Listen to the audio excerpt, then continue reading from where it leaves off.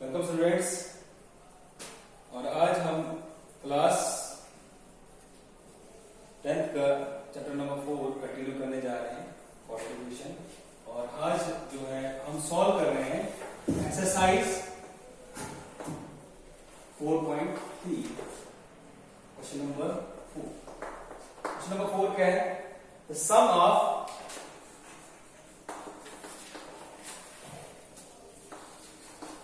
the reciprocal of Rahman's age 3 years ago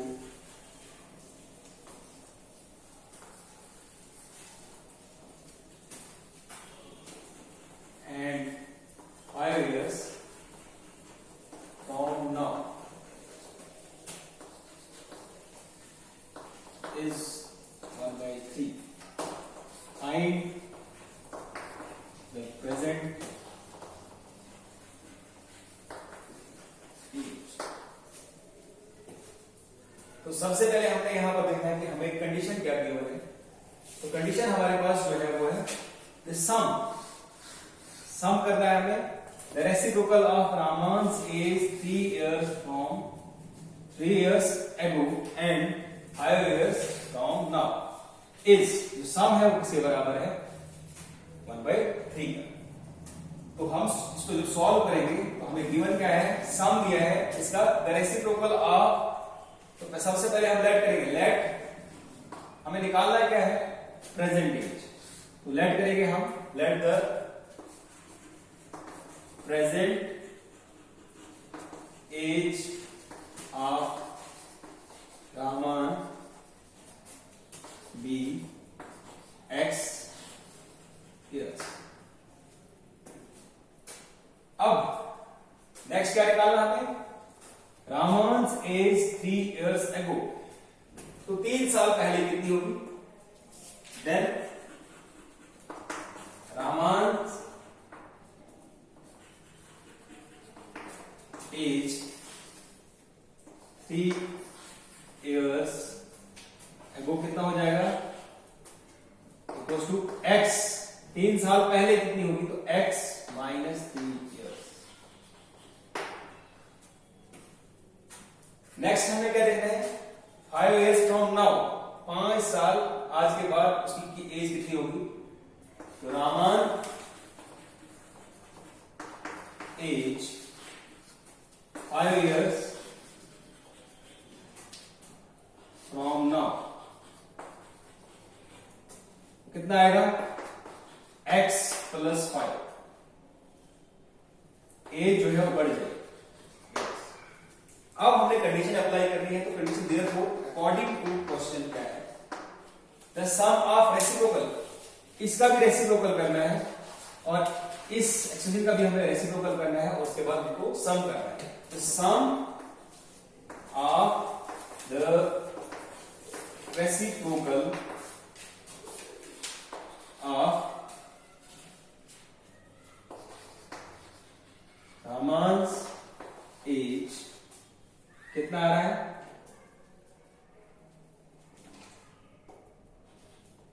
3 years ago and 5 years from now equals to 1/3। अगर हम value डालते हैं 3 years ago वाली as की और 5 years from now, हमारे पास देयरफॉर आता है रेसिप्रोकल करना है x माइनस 3 प्लस सम करना है 1/x प्लस 5 इक्वल्स टू 1/3। अब इसको हमने क्वाड्रेटिक फॉर्म में जो है वो ट्रांसफर करना है। तो अब आगे जो है इसको सॉल्व जब करेंगे तो ये जो है यहां पर क्रॉस मल्टीप्लाई करेंगे तो ये मल्टीप्लाई होगा डिनोमिनेटर में आएगा x minus 3 x plus 5। Cross multiply होगा x plus 5 plus x minus 3 equals to 1/3। अब जब फर्दर सॉल्व करेंगे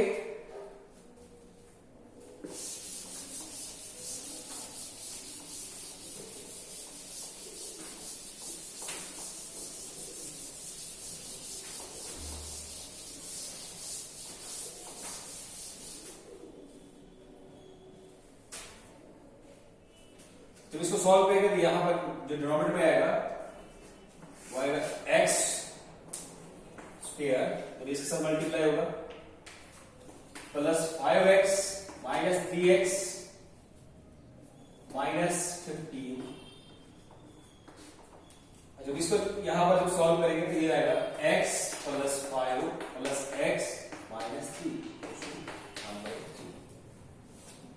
फर्दर सॉल्व करेंगे तो यहां पर बनेगा 2x 5 में से 3 plus 2 whole divide by x square 5 में से 3 प्लस 2x माइनस 15 प्लस 1/3। फिर फर्दर सॉल्व करेंगे तो हमारे पास क्या आएगा, क्रॉस मल्टीप्लाई होगा, 3 इसके साथ मल्टीप्लाई होगा और ये वैल्यू इसके साथ मल्टीप्लाई होगी, तो 3 into 2x plus 2 equals to 1 multiplied x square plus 2x minus 5 और 6x plus 6 equals to x square plus 2x minus 15। जब इस पूरी वैल्यू को साइड ट्रांसपोज करेंगे तो हमारे पास क्या आएगा, x स्क्वायर साइड 0 बचेगा, minus 6x plus 2x minus 15 minus 6, और हम इसको लिख सकते हैं x स्क्वायर माइनस 4x, इसको सॉल्व करेंगे, minus 21 equal to 0।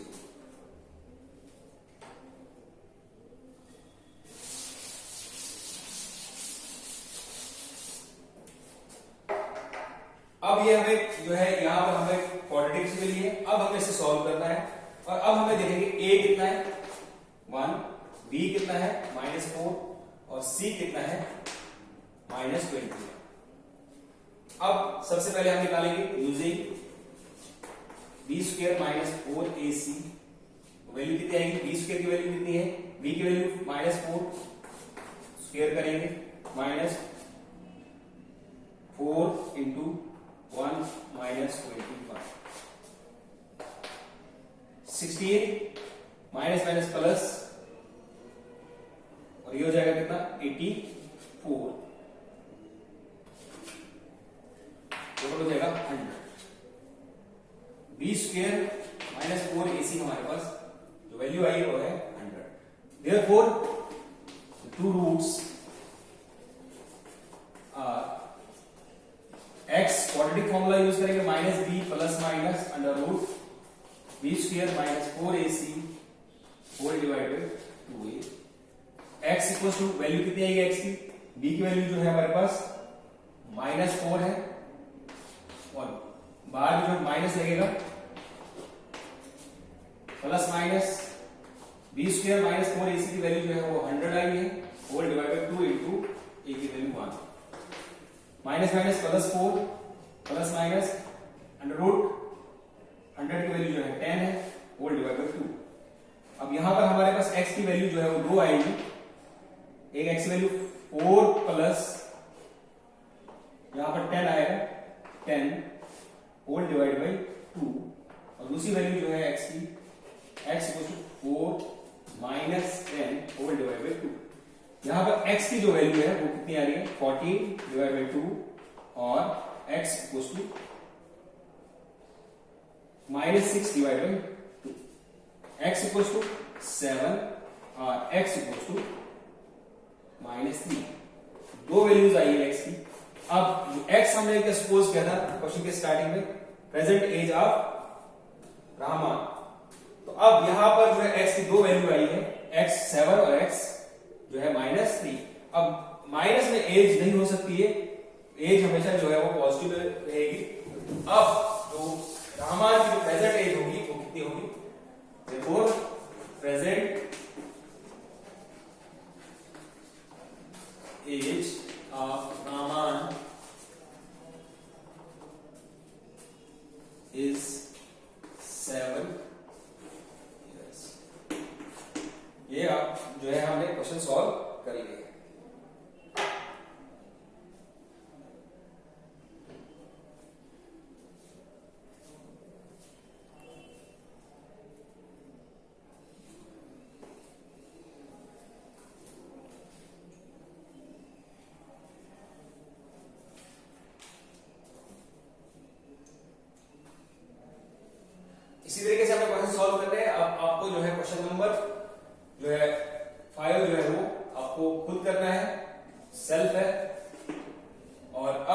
Question number 6 की तरफ।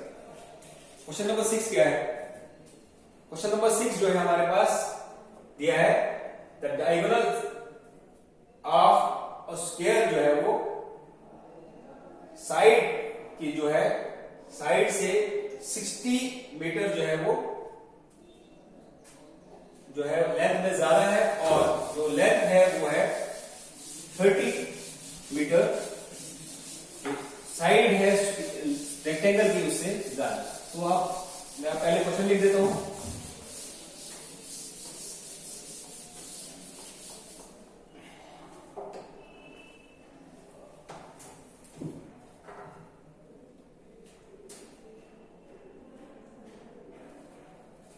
क्वेश्चन नंबर 6 क्या है? The diagonal of rectangular plot is 60 meter more than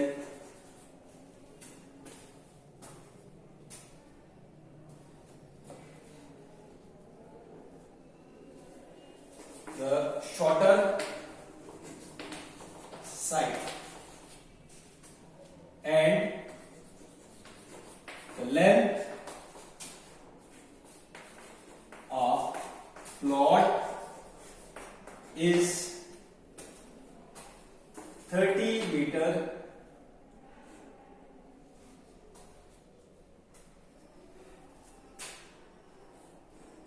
more than its shorter side.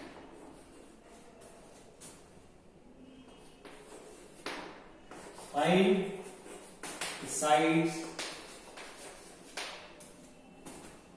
of plot.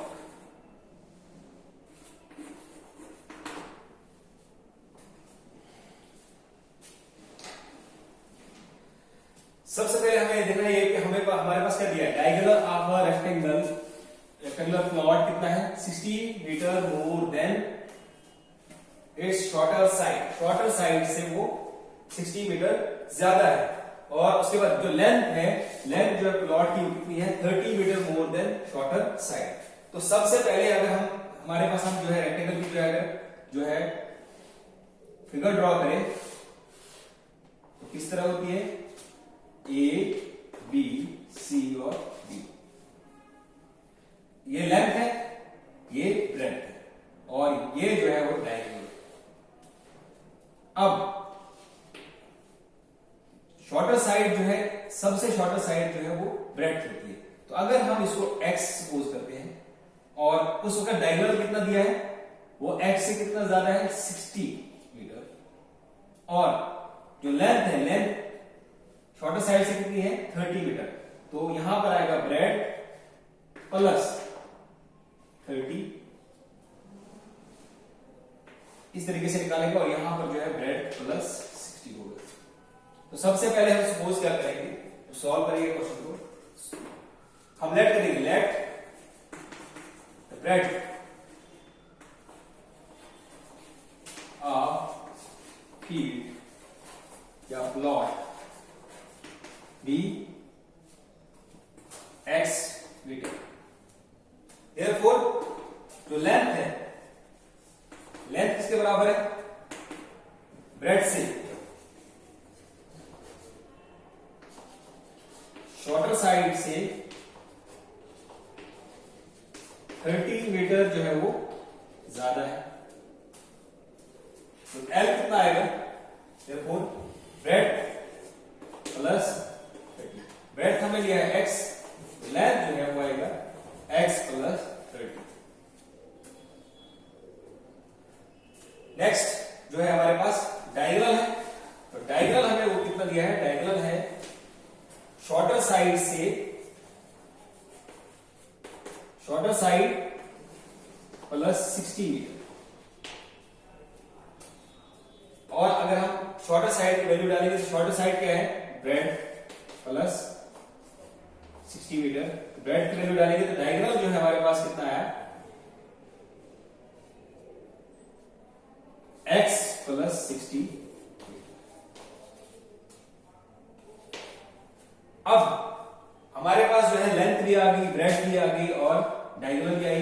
तो अब जो है रेक्टेंगल जो है, रेक्टेंगल में क्या होता है कि डायगोनल जो है वो उसको टू इक्वल ट्राइंगल्स में जो है वो बाइसेक्ट करती है और जो ट्राइंगल्स होती है वो राइट एंगल ट्राइंगल। तो अब इसमें हम जो है एक प्रॉपर्टी यूज करेंगे, पाइथागोरस प्रॉपर्टी, और उससे जो है आप ये वैल्यूज निकालेंगे। तो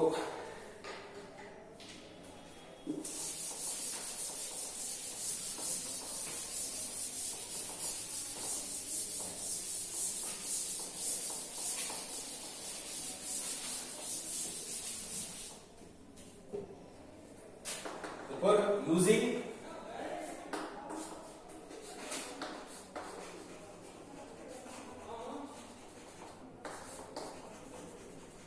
theorem, hypotenuse का स्क्वायर इक्वल्स टू बेस का स्क्वायर प्लस परपेंडिकुलर का स्क्वायर। तो यहां पर हाइपोटेन्यूज जो है वो डायगोनल एक्ट कर रही है, बेस जो है वो लेंथ और परपेंडिकुलर जो है वो ब्रेड्थ, और ब्रेड्थ हमने कितना लिया है x। तो यहां पर हम वैल्यू डालेंगे डायगोनल, डायगोनल की वैल्यू कितनी है x plus 60 metre whole square हो जाएगा, और ब्रेड्थ की वैल्यू कितनी है, यहां पर बेस जो है वो कितना है लेंथ वो है b प्लस 30 और x प्लस 30 होगा। वैल्यू कितनी आएगी x प्लस 30 का होल स्क्वायर प्लस परपेंडिकुलर जो है वो ब्रेड्थ एंड कर रही है तो वो आएगा x का स्क्वायर। इसको फर्दर सॉल्व करेंगे तो ये बनेगा यहां पर a प्लस b का होल स्क्वायर लगेगा, x square plus 2 into x into 60 plus 60 का whole square equals to x square plus 2 into x plus 30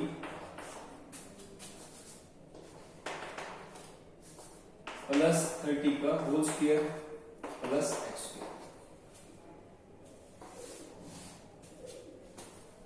इसको फर्दर सॉल्व करेंगे, x बचेगा 120, x प्लस 3600 60 का square, x square plus 60x plus 900 plus x square. अब ये x square और ये x square की वैल्यू है वो कैंसिल हो जाएगी, क्योंकि इक्वेशन के जो है जब लेफ्ट हैंड साइड और right hand side same value हो तो वो कैंसिल हो जाती है, और हमारे पास जो वैल्यू आएगी वो आएगी 120x plus 3600 equals to x square plus 60x plus 900, और जब इस पूरी वैल्यू को साइड ट्रांसपोज करेंगे तो हमारे पास यहाँ 0 बचेगा, x square minus 120x plus x 60x minus 3600 plus 900, जो वैल्यू आएगी हमारे पास x square minus 60x minus 2700 equals to 0। अब हमें यहां पर जो वैल्यू देखनी है, हमें देखना है a क्या है 1, b कितना है माइनस 60 और c कितना है वो है माइनस 27। अब हम जो है आगे जो है क्वाड्रेटिक फॉर्मूला यूज करेंगे।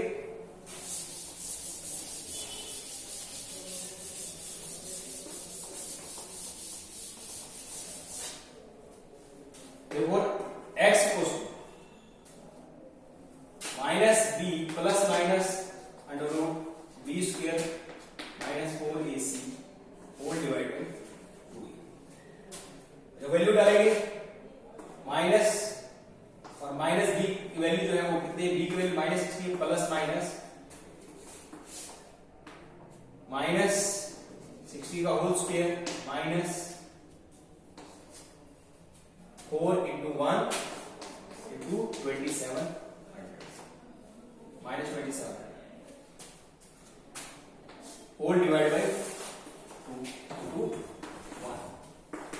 तो वैल्यू आएगी फर्दर x की वैल्यू किसके बराबर होगा plus 60 plus minus 3600 minus minus plus,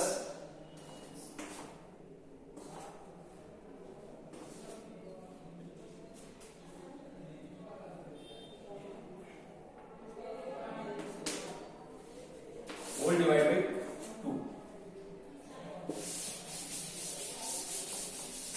further solve करेंगे तो x की वैल्यू जो है वो कितना आएगा 60 प्लस माइनस अंडर रूट, तो वैल्यू होगी यहां पर ये बनेगी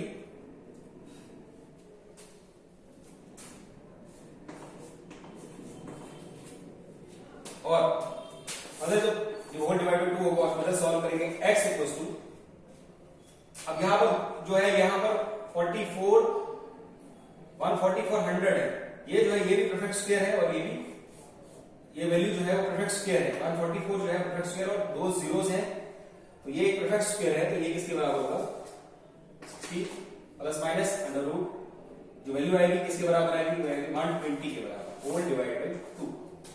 x की जो वैल्यूज आएगी वो आएगी 60 plus minus plus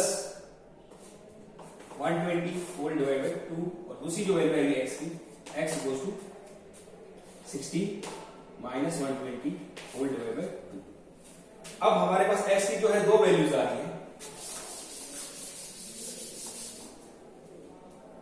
x equal to 180 divide by 2 और x equal to minus 60 divide by 2। x equal to 90 और x इक्वल टू माइनस 30। दो वैल्यूज आई x की और एक कितना है 90, दूसरा है माइनस 30। अब जबकि यहां पर जो है डायमेंशंस है, तो डायमेंशंस कभी भी नेगेटिव नहीं हो सकती है, तो इसलिए जो ब्रेड्थ होगी, जो शॉर्टर साइड होगी, शॉर्टर साइड हमने सपोज किया, तो शॉर्टर साइड जो है कितनी आएगी यहां पर 90 मीटर, और उसके बाद जो लॉन्गर साइड होगी या लेंथ होगी, लेंथ हमारे पास कितना आएगा 90, शॉर्टर साइड प्लस 30 मीटर, तो आएगा 90 प्लस 30, और ये कितना हो जाएगा, जो लेंथ आएगी वो आएगी 120 मीटर। इसी तरीके से देयरफॉर डायगोनल कितना आएगा, डायगोनल हमारे पास कितना आएगा, आएगा शॉर्टर साइड